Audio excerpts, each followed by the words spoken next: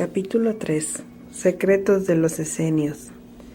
Después del último arrebato emocional de mi madre, salimos de la casa en medio del frío que precede al alba.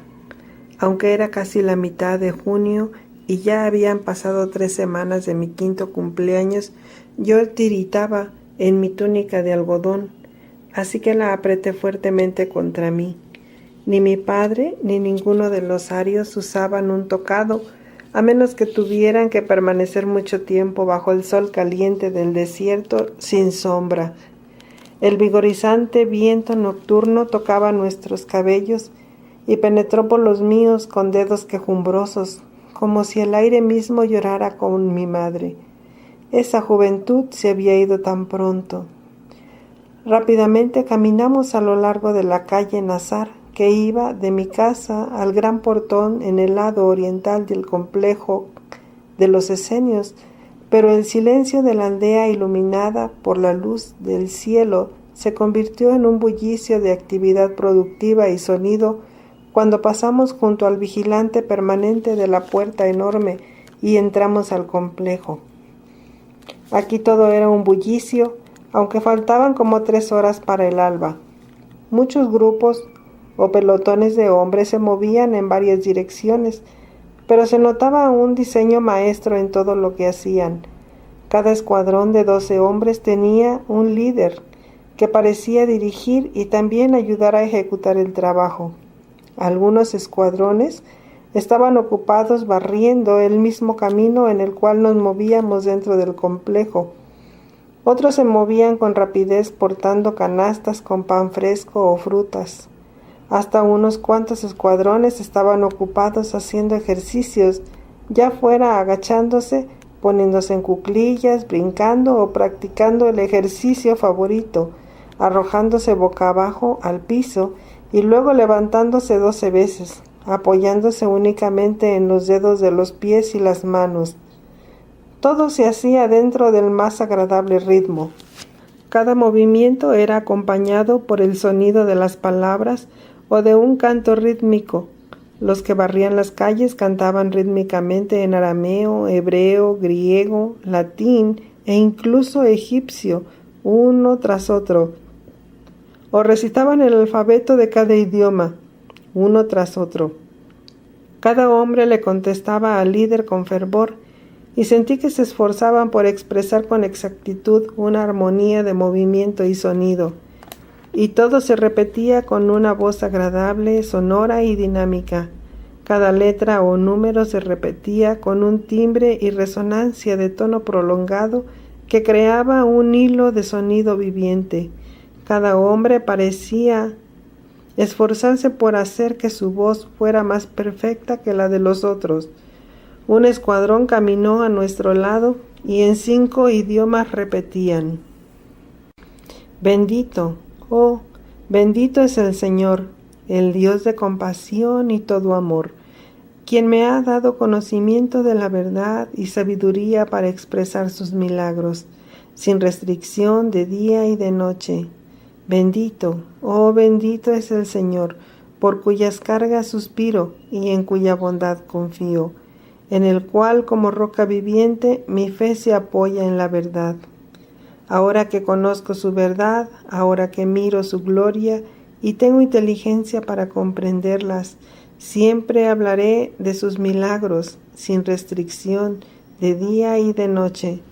Doy gracias a mi Dios y lo enaltezco como la roca, la base firme de la fe, y con alegría hablaré de sus milagros, sin restricción, de día y de noche. Estaba tan encantado con la belleza de las frases rítmicas, repetidas en muchos idiomas, línea por línea, que me olvidé de mí mismo y atravesé la gigantesca entrada que conduce al salón de asambleas, y alcancé a ver por lo menos 1000 siluetas vestidas de blanco, arrodilladas sobre el brillante piso de la asamblea, pero no pude mirar más de un instante cuando una firme mano me sacó de nuevo hacia la noche. No tan rápido, hijo mío, espera aquí un rato, con paciencia hasta que la fraternidad esté lista y el maestro llame. Me quedé parado solo en medio de la oscuridad, rodeado por las dulces cadencias de las muchas tareas que se ejecutaban con ritmo y energía, me di cuenta de que esto no era más que el perfeccionamiento de la técnica que mi madre había usado para enseñarme durante estos años, una manera de aprender la mayor cantidad en el menor tiempo posible. Me quedé perplejo cuando una voz agradable dijo a mi lado: «Niño, ¿no deberías orar?». Reconocí la voz del maestro del primer año, Habacuc. «Quisiera orar, Señor, pero estoy demasiado atemorizado». «No temas, hijo mío, porque estaré contigo en todas las cosas». De algún modo estas eran las palabras perfectas para mi momento de soledad y tensión, y me encontré orando en silencio dentro de mí mismo, pidiendo fortaleza y guía. Sentí el calor de la presencia del maestro Habacuc, aunque era solo una opaca silueta en el lánguido brillo de la luz del cielo. Pero pasaron solamente unos minutos hasta que se abrió la puerta y una voz demandó: «¿Quién llega a este pórtico sagrado?». «Uno que busca la luz, verdad y sabiduría», dijo mi padre. «¿Está preparado?». «Lo está. Ha venido de una santa familia y está limpio y saludable en cuerpo y mente. Que el candidato sea admitido en el salón para que espere el llamado del bondadoso y perfecto maestro». Un momento después estaba en el extenso salón de asambleas, pero no había un alma en el recinto. El abrumador techo estaba sostenido por hileras de enormes y rectas columnas colocadas a 10 pasos de distancia. La luz de un cirio que me habían puesto en la mano parecía reflejarse sin cesar desde las columnas, pero el enorme salón estaba vacío y silencioso. El único sonido que se escuchaba era mi acelerada respiración, el golpeteo sordo de mi corazón. Sin rumbo fijo, me moví por el salón para finalmente sentarme en el centro de este y calmar el latido de mi corazón. El cirio se apagó, pero aún no había ni movimiento ni sonido. Yo quería llorar, correr a los brazos de mi amada madre, pero al pensar en el gesto de desaprobación que haría mi padre me quedé quieto. Poco después, mi yo físico empezó a calmarse, mi yo mental empezó a ascender y me sentí en paz y a salvo. La luz del día se filtraba por las grietas muy arriba cerca del techo.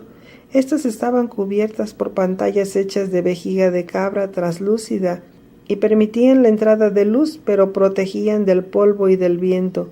Pero yo me senté quieto, con mi mente vuelta hacia dentro de mi corazón, mis ojos fijos sobre la luz de arriba, hasta que mi padre me habló: «Ponte de pie y sígueme».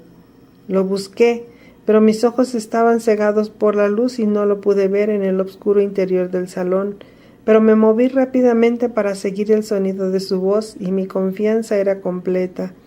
Una mano me serenó y me guió a los escalones tamaño de hombre que conducían a la parte de abajo desde el centro del salón. En la oscuridad mis pequeñas piernas apenas podían cubrir la distancia, pero bajamos por las escalas y llegamos a un sendero plano a lo largo del cual caminamos de la mano. Muy pronto el sendero empezó a elevarse y a hacer curvas. Luego llegamos a unas escaleras que subían en forma de zigzag en la oscuridad.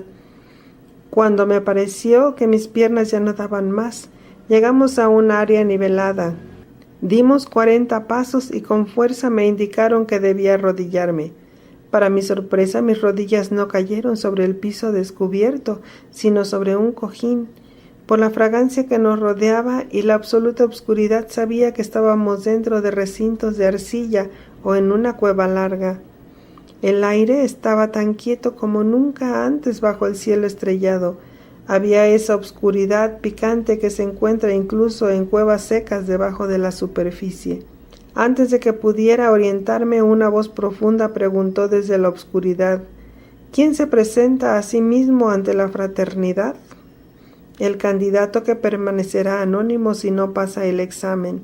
¿Está preparado para comprometerse bajo juramento de por vida mediante el cual deja en prenda su misma vida? ¿Estás preparado para comprometerte bajo juramento de por vida mediante el cual dejas en prenda tu misma vida, hijo mío? Sí, padre. Está listo, maestro cabal de la luz. ¿Está bien? Que se haga la voluntad de la fraternidad y que se tome el juramento. Una voz se sacudió por mi cuerpo con notas líquidas que llegaban a los oídos, como cuando la miel cálida llega a la lengua. La voz de mi padre era más admirable y sonora, pero esta voz era algo de melodía y belleza, tan fina y pura que su mismo sonido despertaba el corazón. Estaba tan embelesado con el sonido de esa voz que realmente no escuché la primera parte del juramento, pero más tarde recordé y creo que esa parte de mi juramento que se puede revelar ahora decía así: yo, un pobre, modesto y anónimo candidato, busco admisión en la fraternidad de los elegidos, los hermanos de luz, y humildemente me inclino delante del Maestro Perfecto y prometo cumplir durante toda la vida el siguiente juramento y cada uno de los artículos del pacto. Sobre todas las cosas respetaré y serviré a mi Padre Todopoderoso en el cielo. Obedeceré a aquellos que tienen dominio sobre el país donde me encuentre, porque bajo mi Padre que está en los cielos, nadie tiene el dominio del hombre por mucho tiempo sin la ayuda del Padre Todopoderoso. Obedeceré a todos mis superiores en la fraternidad de luz, en caso de ser elevado por mis hermanos a una posición de autoridad. Nunca abusaré de dicha autoridad, ni abusaré de alguien de rango o poder inferior. Bien sea como votante o como elector de la fraternidad, mi proceder y dignidad serán un ejemplo para que los otros los emulen. Mis tratos con mi prójimo serán tan justos como los tratos con mis hermanos. Viviré como un ejemplo de un corazón puro y leal, y practicaré la justicia y la honestidad con todos los hombres. No haré daño a otro hombre, ya sea por impulso, bajo la influencia de otro hombre o por coacción. Más bien, durante toda mi vida en secreto o a la luz pública evitaré la injusticia y mostraré compasión, y siempre de modo inmutable e incansable fomentaré el principio de la justicia y la verdad. Guardaré mi mente de pensamientos impuros, de bajos impulsos, y guardaré mis manos y mi alma de mancha o ganancia injusta, o incluso ganancia justa a costa de mis semejantes. Diligentemente me prepararé en cuerpo para ser fuerte y saludable, en mente para ser decidido y original, en memoria para ser ágil y retentivo, y para ser fiel hasta la muerte en todos los deberes asignados por el Padre Todopoderoso, o el Padre Perfecto de luz. Me esforzaré por pasar todas las pruebas de los 4 niveles de la fraternidad, y estaré subordinado a y obedeceré todas las exigencias de mis ancianos o hermanos en la actividad diaria. No argüiré con mis hermanos ni con otros, y si me golpean en la mejilla voltearé la otra con misericordia y con amor. No reclamaré potestad o crédito propio, ni reclamaré entradas o propiedades a sabiendas de que todas las mercancías, talentos y habilidades proceden del Padre que está en los cielos a través de su amor perfecto, y todo lo que yo puedo hacer, otros también lo pueden hacer, e incluso más, pues es el Padre interior el que hace todas las cosas. Por lo tanto, me mantendré fijo en ser no el hijo de ningún hombre, sino del Todopoderoso y Eterno Padre que está en los cielos, y aceptaré al Padre de la fraternidad de luz como su representante en la tierra. Hasta aquí estaba totalmente de acuerdo, pero la siguiente frase me detuvo y mi voz no quería seguir al cantor. La frase era: dejaré y renunciaré a la casa de mi padre y madre y nunca me casaré, no tendré relaciones sexuales ni procrearé hijos.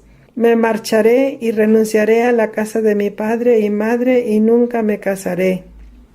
3 veces repitió las palabras y yo no podía repetirlas. Era como si una mano me hubiera tapado la boca, porque recordé el amor de mi bella madre, el goce que sentía por mis hermanos y la adoración que sentía por mi padre. La voz del patriarca preguntó: ¿No deseas continuar? Lo deseo, Señor. Pero no juraré abandonar a mi familia, a mi padre y a mi bella madre. Tampoco juraré no procrear hijos, pues los amo sobre todas las cosas. Pero cumpliré todos sus otros mandamientos con amor y obediencia, Señor. Hubo una pausa larga y algo así como una risa ahogada en la oscuridad. Cantor, que se suprima esa cláusula del juramento.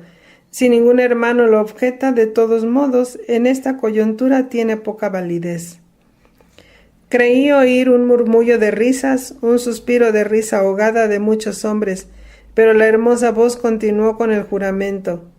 Me dirigiré a la fraternidad cuando necesite guía espiritual, física y mental, apoyo, mantenimiento y satisfacción de todas mis necesidades terrestres. Y prometo que si alguna vez un hermano está en necesidad, nunca le negaré asistencia, ayuda o defensa, aunque pierda mi vida por él. Finalmente y en todo momento interpretaré y explicaré cualquier punto de las leyes de la fraternidad, pero nunca en un significado diferente al que yo mismo he recibido de los entrenados y santos ancianos, y fielmente preservaré los bienes y las propiedades de la fraternidad. Esconderé y cuidaré de los archivos, libros y elementos didácticos de la fraternidad, y no revelaré bajo ninguna circunstancia a ningún forastero el lugar de los tesoros o los nombres de los ángeles con los cuales el Maestro secreto de luz ha tenido comunicación. En ningún momento, aun si pierdo la vida bajo tormento o tortura, traicionaré o revelaré ningún secreto de la fraternidad de luz a nadie que no haya sido preparado para recibirlo por el voto de la Sagrada Orden de los Perfectos. A todo esto me comprometo de por vida y con excepción de este, ningún juramento será sagrado y todas las promesas se cumplirán con sí o no, pero a este juramento sagrado me comprometo para todos los días de mi vida, y si quebranto este juramento me entregaré yo mismo a las manos de los hijos de luz, para que me arranquen las vísceras con la espada, desmiembren la cabeza de mi cuerpo y dispersen mi carne sobre la tierra para que se la coman los buitres. La voz se detuvo y yo pensé que el juramento había terminado, pero no. El patriarca demandó: Hermanos, ¿aceptaréis este juramento y por ende ataréis al candidato a los hijos de luz? Sí, Maestro de lo perfecto. El sonido debió haber salido de 1000 voces que hicieron eco en la caverna. Dime, candidato, ¿quién viene ahora a la fraternidad? Yeshua, José ben José, dijo mi padre en voz baja en mi oído, y yo dije el nombre en voz alta. ¿Quién se hace responsable por el honor de este candidato y se somete a correr la suerte si el candidato quebranta el juramento y no se entrega a sí mismo para el castigo? Yo, José de Nazar, un esenio de Nazar, patrocinador de este candidato no probado, ¿por qué pones tu vida en peligro por su proceder en el pacto? Porque la tensión de nervios y mente pareció haber alcanzado su punto máximo, pero yo no estaba preparado, como no lo estaba ningún candidato, para lo que sucedió durante los siguientes momentos. Hubo un sonido, una especie de estruendo que llenó el aire y luego empezó a sacudir la mismísima tierra. El cojín sobre el cual estaba descansando mis rodillas brincó con la misma intensidad con la que mi corazón y oídos quedaron pasmados por el poderoso ruido. En el mismo instante llegó una luz cegadora y mi ser se rebosó de terror y éxtasis. Al instante mi cuerpo se bañó en calor que era como un consuelo para mis sentidos excitados, una paz en medio de la confusión de mi mente. De repente mis ojos sobresaltados se llenaron de la deslumbrante gloria del sol naciente que descansaba como un disco dorado y anaranjado sobre las colinas orientales. Toda la punta de la bóveda gigantesca había sido súbitamente removida y yo estaba de frente ante el sol naciente, y sus rayos caían sobre mí como las astas bruñidas de espadas lanzadas hacia mí, y solo hacia mí. Yo estaba en la boca de una cueva gigantesca, hincado de rodillas a un lado, pero ligeramente frente a mi padre, El patriarca, el maestro secreto, estaba sentado en una silla dorada, vestido con una túnica dorada, con su rostro dirigido hacia nosotros y su espalda al sol, el cual lo rodeaba con un magnífico halo de luz, tan imponente en su súbita y mágica apariencia que me sentí paralizado de la emoción.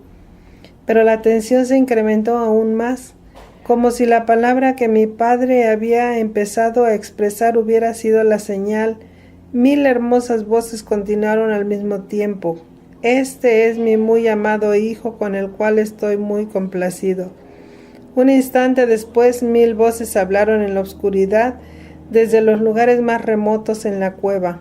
Este es mi muy amado hermano por quien daré mi vida.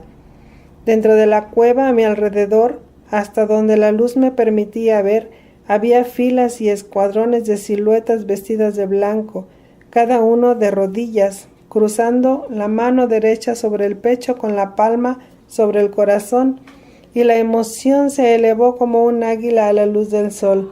El primer coro de los que me rodeaban entonó una canción con voces gloriosas. Cuando las cadencias bajaban al final de una frase, las voces distantes recogían el pensamiento como si fuera un canon consecutivo. Se hacía a manera de solemne alabanza al Maestro Universal del Todo, seguida inmediatamente por un acorde de alabanza al Maestro Terrenal Secreto, quien era un símbolo de la fraternidad y también del poder universal venido a la tierra. Esto era un himno de doble goce.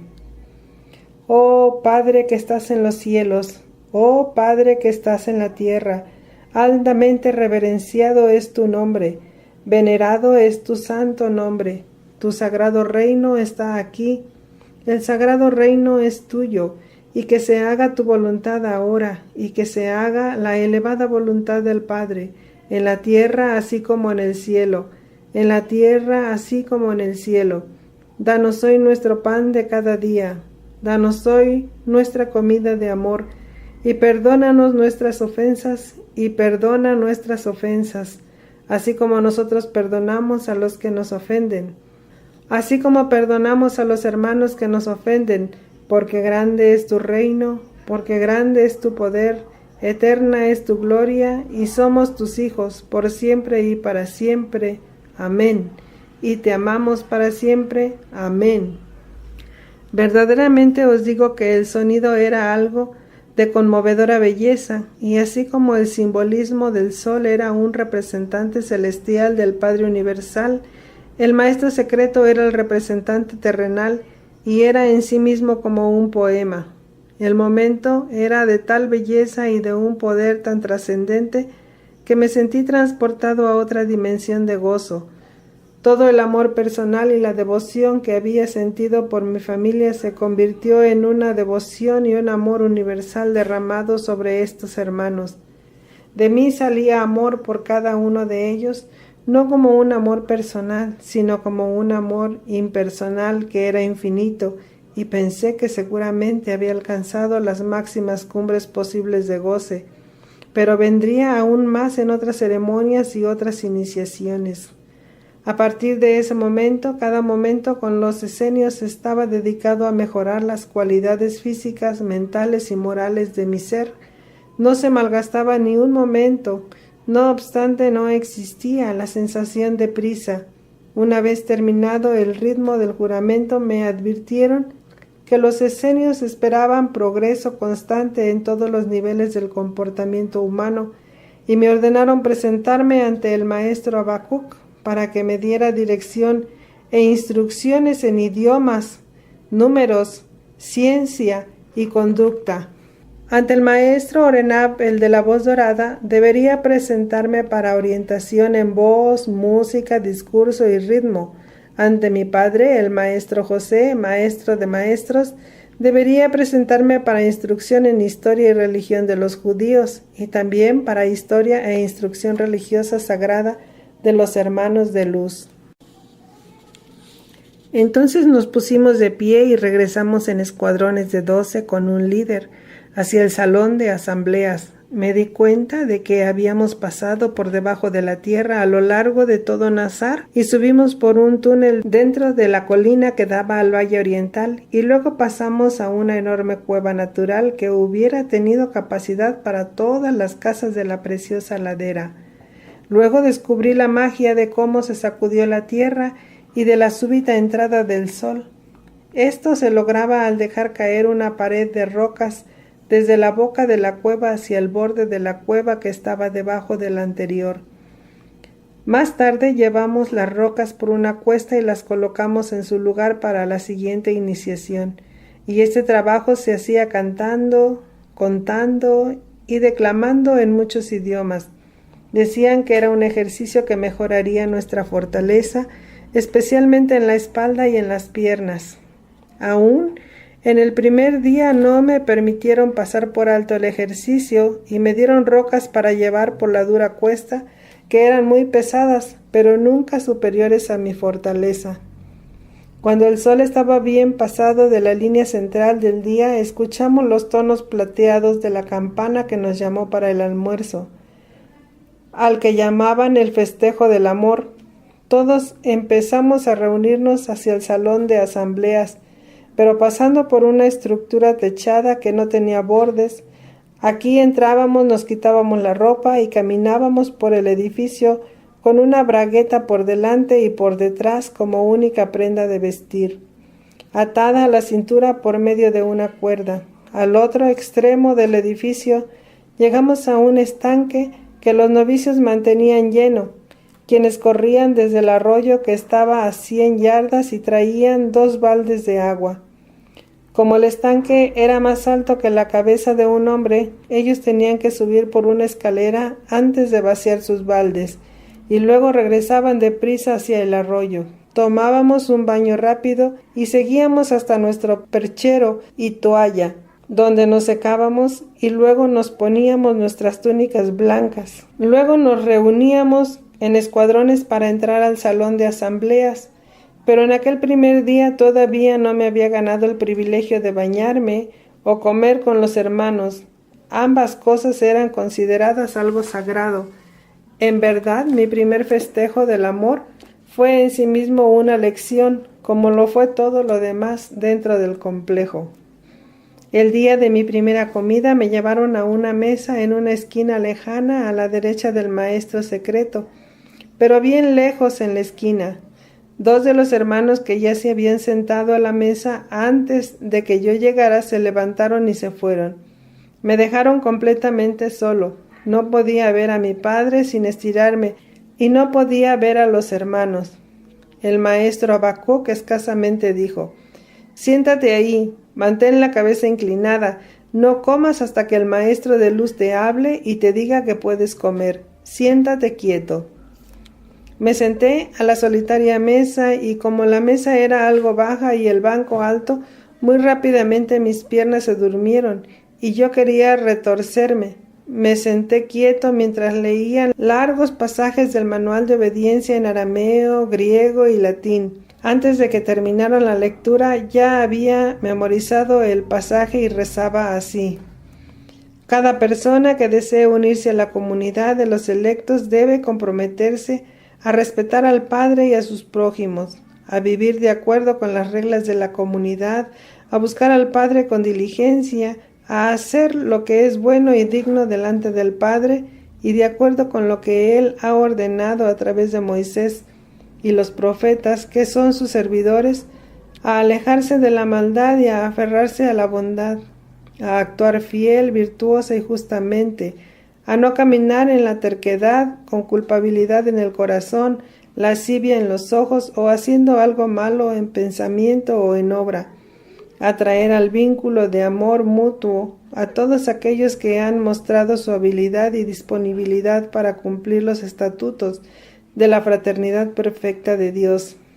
Después de este párrafo especial se daba una bendición en hebreo, egipcio y luego en griego y decía así: «Padre en los cielos, bendice a estos hermanos en el pacto eterno que permanecerá por siempre, y ábrete a ellos desde el cielo en la primavera perpetua de la fe incesante.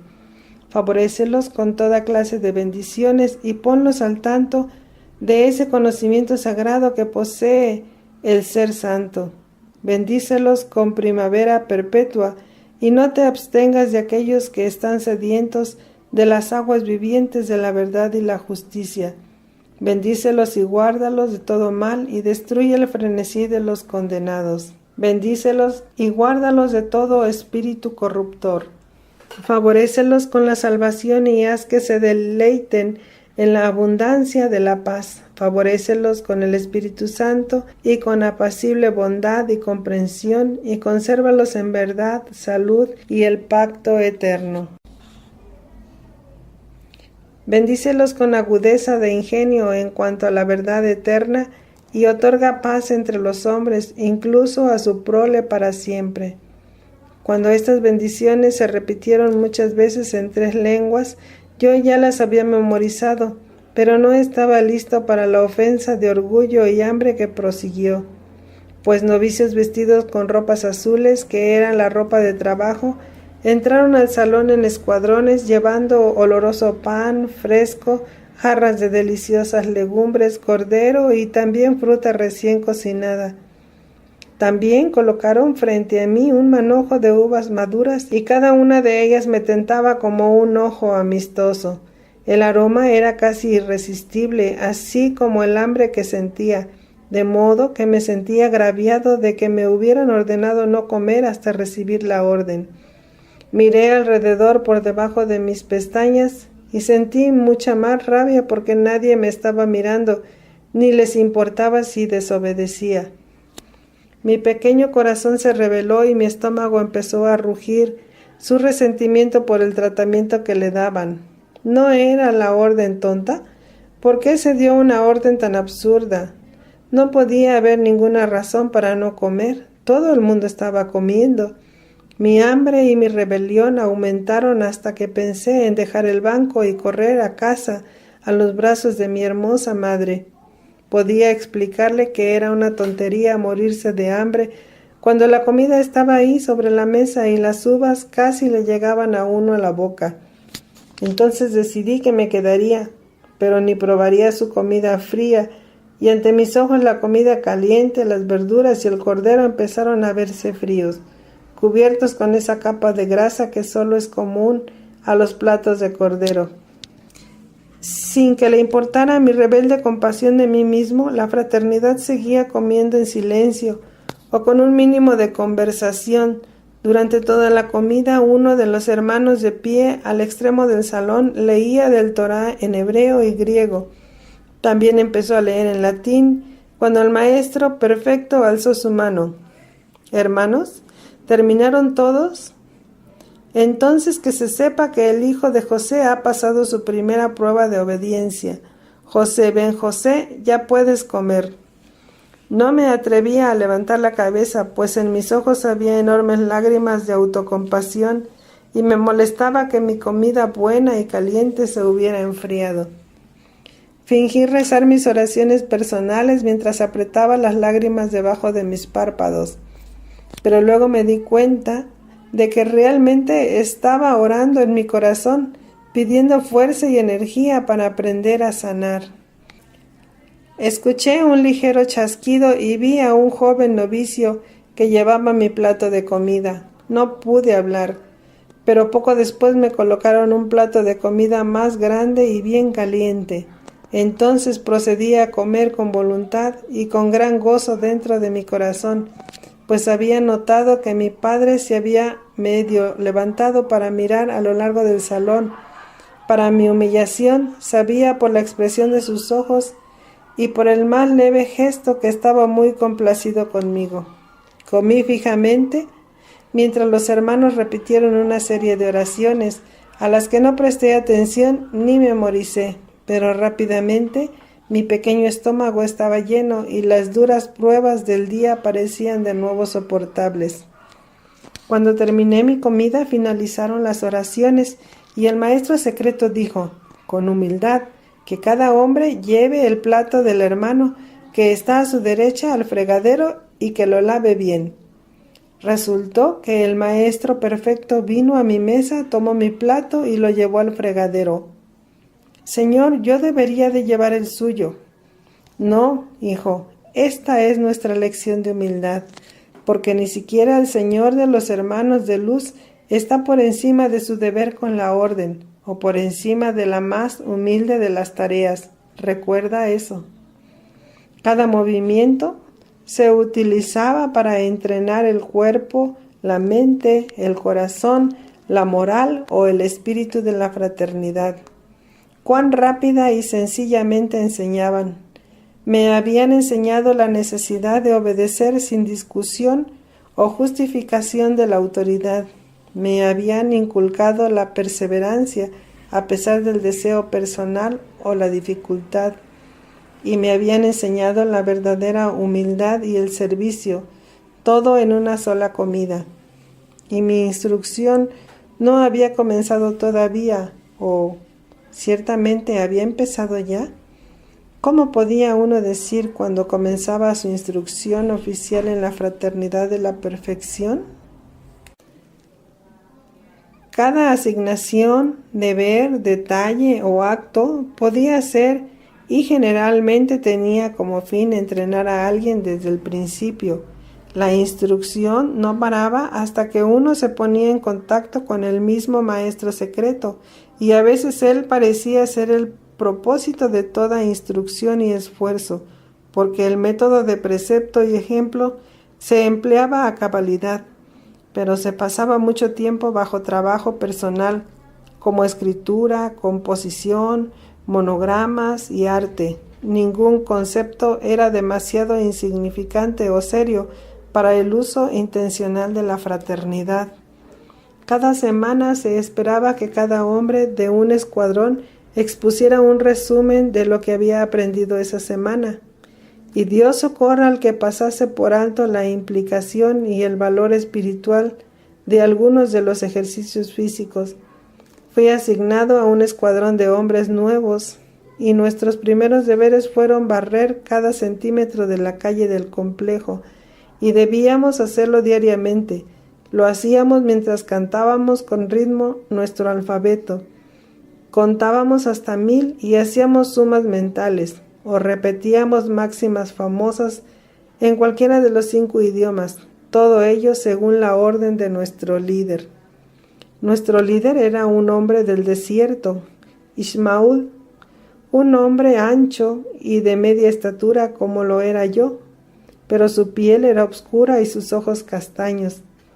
Con el pasar del tiempo me di cuenta de que era un Hanif, un místico por naturaleza, un hombre que tenía repentinos discernimientos de cosas que están más allá de lo físico o lo mental. Él era, como lo son casi todos los místicos, un hombre de un goce intenso y contagioso, pero su estado de ánimo oscilaba entre el bromista y el autoritario estricto. Pero sea cual fuere su estado de ánimo, ejecutaba 10 veces el trabajo de los otros 12 hombres en su escuadra. Llegamos a quererlo y a temerlo con igual franqueza, porque cada mes debíamos contarle a cada miembro de nuestro escuadrón lo que sentíamos hacia él, y nuestra reacción parecía no tener ninguna consecuencia para él. Bajo el mandato de Ismaúl no se me concedieron favores especiales, sino que debía cumplir con mi cuota de cualquier trabajo que le asignaran al escuadrón y ejecutarlo lo mejor posible y con todas las fuerzas de mi pequeño cuerpo. Cuando nos llegó el turno de llevar el agua para el baño de amor diario, me dieron 2 baldes pequeños, pero a medida que pasaban las semanas y mi fuerza aumentaba, Ismaúl me daba baldes más y más grandes para acelerar el desarrollo de mi fuerza. Alcanza, haz lo que puedas y luego más, porque el progreso no está en lo que uno hace, sino en lo que se alcanza. Aquel que no se esfuerza todos los días nunca alcanzará el cielo. Un día durante mi 2º año, justamente una semana después de que mi bella madre había dado a luz a Simón, estaba llevando agua cuando me vino un repentino rayo de intuición. Durante nuestros descansos, corté una rama curvada de un sauce, le hice una muesca y le amarré una tira de cuero en cada extremo. Luego até estas tiras a los baldes. Al usar este tosco balancín, pude transportar los 2 baldes de tamaño regular. Estaba muy orgulloso y esperé un cumplido de Ismaúl, mas él no dijo nada y no pareció darse cuenta de mi progreso. Pero al día siguiente, durante nuestro descanso, avanzó subrepticiamente a la orilla del arroyo y examinó mi balancín. Luego amarró 2 baldes en cada extremo y examinó esto. Yo fingí dormir bajo la sombra de nuestro árbol especial, pero por dentro mi corazón me devoraba de ira. Al día siguiente trajo 2 baldes enormes que tenían 3 veces la capacidad de un balde sencillo, y durante nuestro descanso furtivamente bajó al río para ensayar el balancín con el enorme peso. Sin embargo, aún no dijo nada, excepto que el día antes del 5º sábado me dijo que llevara mi balancín al salón de asambleas. Esta era la fecha del informe quincenal a la fraternidad y me llamó para que demostrara que podía llevar mucho más peso con seguridad con un balancín imperfecto. Luego tomó el balancín y lo conectó a sus enormes baldes, los llevó él mismo y les pidió a los maestros que examinaran el balancín. Se hizo esto y los hijos de la luz votaron para mandar a fabricar 200 balancines de madera especial, con curva en el cuello para no lastimar el hueso, y a nuestro escuadrón se le eximió de la tarea de cargar el agua y se nos asignó la elaboración de los balancines bajo la experta dirección de mi padre. Entonces Shmuel me dio todo el crédito por el invento del balancín que permitiría transportar agua en la mitad del tiempo y con la mitad del esfuerzo, facilitando así que escuadrones de hermanos realizaran otros trabajos. No obstante, yo sentí un profundo remordimiento por la amargura, la ira que sentí cuando él examinó mi balancín y le dije a la asamblea: Señores, me gustaría que supieran que Ismaúl del desierto examinó y ensayó el método y con su mente y habilidad perfeccionó su uso. Él merece más crédito que yo, pues yo no vi un beneficio para la fraternidad, sino para mí. El maestro secreto acarició los grises mechones de su larga barba y asintió, cuando Ismaúl protestó y dijo que el crédito era mío, porque el crédito en esa etapa de la instrucción podría decidir si se nos permitiría avanzar en los estudios. El Hijo del Hombre alzó su mano y dijo: Hermanos, hagamos entonces las cuentas así.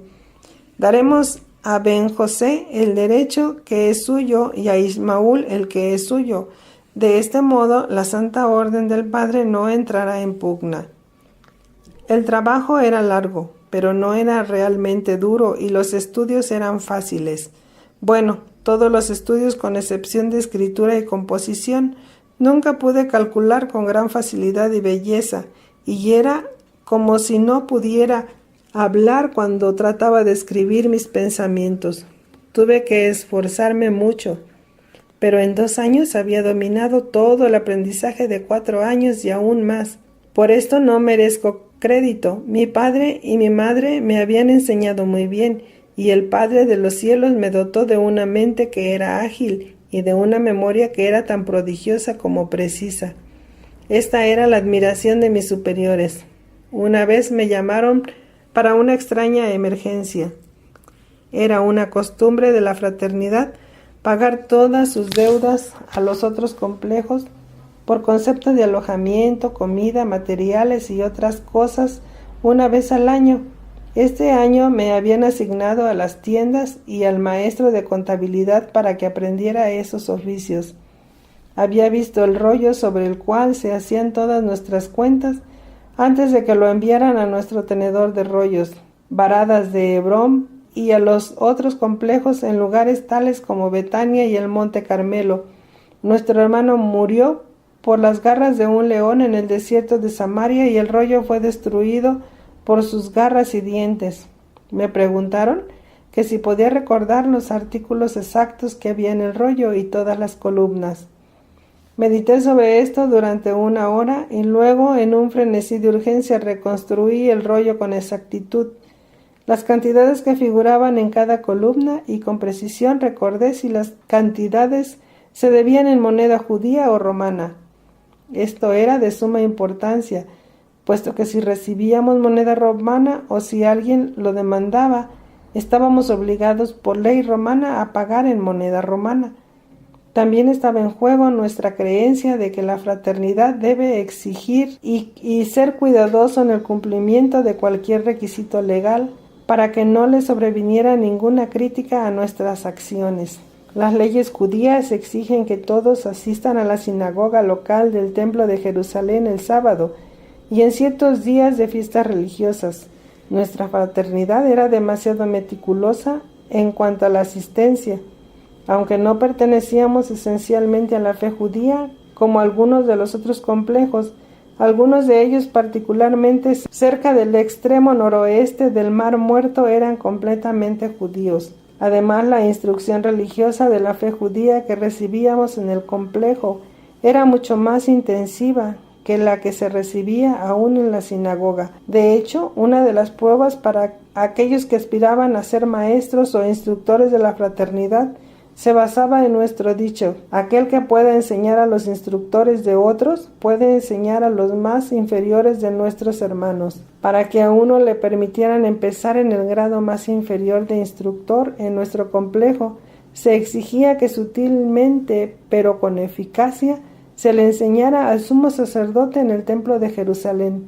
Antes de que a uno se le permitiera intentar esto, uno debería ser capaz de enseñarle a su propio rabino. Lo que uno enseñaba tenía que estar dentro de los parámetros de su fe y la creencia de ellos, y debería hacerse sin dar lugar a prejuicio o antagonismo y con sumo respeto por el sacerdote y su creencia. Cuando yo decidí intentarlo, esto me llevó al sorprendente descubrimiento de la Hermandad Blanca.